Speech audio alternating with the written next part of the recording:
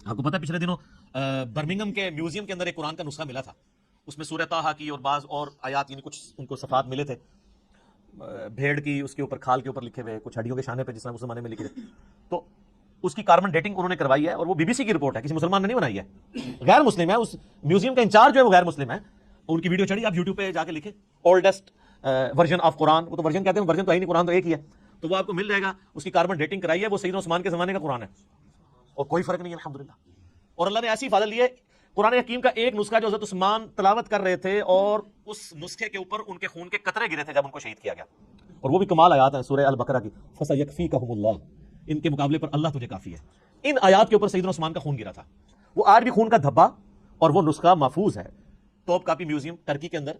एक उसी तरह का नुस्खा जो उस्मान ने लिखवाया था वो रशिया के म्यूजियम में, तो सेम वही कुरान है जो हमारे पास है, जो ताज कंपनी छाप रही है या ज़ियाउल कुरान पब्लिकेशन वाले छाप रहे हैं या इंटरनेशनल लेवल के ऊपर वो जो कातिब है उस्मान ताहा दिमश्क का बल्कि उलमा से माजरत के साथ, ये लफ्ज दिमश्क है, ये यानी ब्लू बाइंडिंग में छपता है सऊदीया से और यही रेड बाइंडिंग में ईरान से छपता है।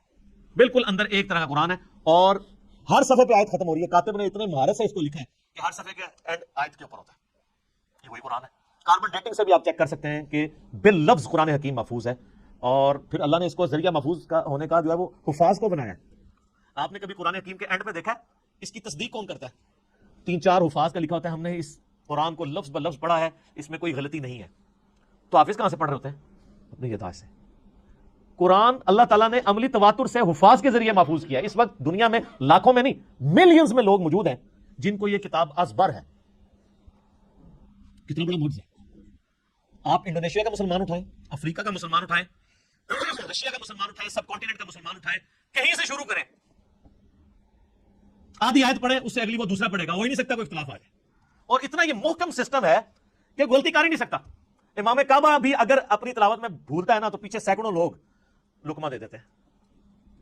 और सर ये भी देखें कुरान का, उस वक्त किसी का एहतराम नहीं होता कि आगे कौन खड़ा हुआ है। कुरान में अगर कोई जरा सी भी डंडी बात तो नमाज के अंदर लुकमा मिल जाता है। ये कुरान कितनी बड़ी हिफाजत है। तो सिर्फ ये लिखे हुए के ऊपर एतमाद नहीं है, लिखना तो ज़्यादा इंपॉर्टेंट है क्योंकि अल्लज़ी अल्लमा बिल कलम, अल्लाह ने कलम के जरिए कुरान सिखाया, इल्म सिखाया और वो कुरान भी नबी इस्लाम ने इस तरीके से ट्रांसफर। लेकिन ये जुबानी भी मुसलमानों ने इसे याद किया और रिटन फॉर्म में ये नुस्खे मौजूद हैं। जब कभी भी कोई इशू आता है, अब तो खैर आता ही नहीं है, इतने एस्टैब्लिश हो चुके हैं, अब तो सॉफ्टवेयर बन चुके हैं, पीडीएफ मौजूद है। अब तो कोई कभी आपने दुनिया में सुने कोई इशू आया कि इस लफ्ज़ थले ज़ेर है या ज़बर है? कभी?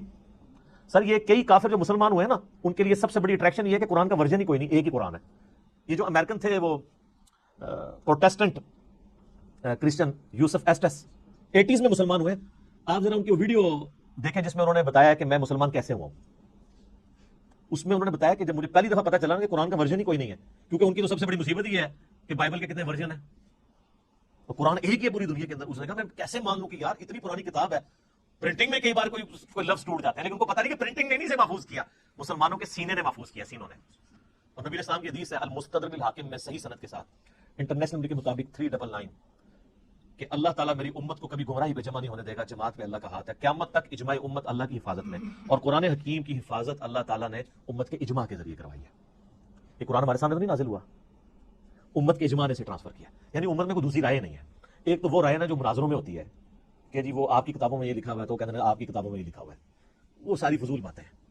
ना सुन्नी उन रवायतों को ऑन करते हैं, ना शिया उन रवायतों को ऑन करते हैं। कुरान हकीम मोहताज नहीं इन रवायतों का, जो अमली तवातुर से चीज नकल हुई है। दुनिया में 1000 मुसलमान भी खड़े होकर कहेंगे आयत ऐसी नहीं ऐसे है, आज तक तो कोई नहीं खड़ा हुआ, ना होगा अल्लाह के फजल से। वो कह रहे हैं पिछले दिनों जी वो इसराइल वालों ने जी एक सूरत बना के पूरी चढ़ा, और सारे इसराइल वाले पूरा कुरान बना के और चढ़ा दे। आपको यकीन नहीं कि इसकी हिफाजत का जिम्मा किसने लिया हुआ है? अल्लाह ने।